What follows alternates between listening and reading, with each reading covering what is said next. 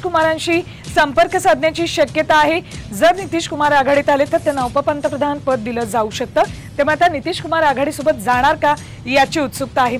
कशा पद्धतीने त्यांच्याशी चर्चा केली जाईल आणि कोण या चर्चेत लीड घेईल त्याचीही उत्सुकता आहे। इंडियाचे सगळे महत्त्वाचे नेते आता नितीश कुमारांशी संपर्क साधण्याची शक्यता आहे।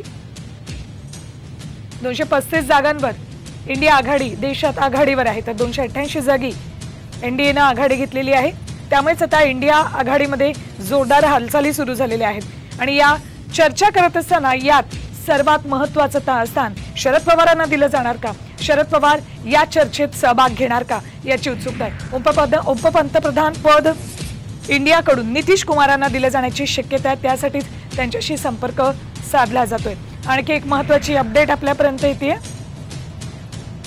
शरद पवारांनी नितीश कुमारांना फोन केलेला आहे। बघा, आत्ताची ही महत्त्वाची घडामोड, नितीश कुमार यांना शरद पवारांनी फोन केलेला आहे आणि इंडिया आघाडीत येण्याबाबत त्यांना साथ घातलेली आहे।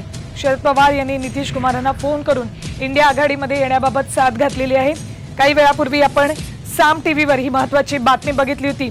नितीश कुमारांशी इंडिया आघाडी संपर्क साधणार असं सांगितलं होतं। त्यानंतर आता इंडिया आघाडीतून शरद पवार यांनी नितीश कुमारांना फोन केलाय।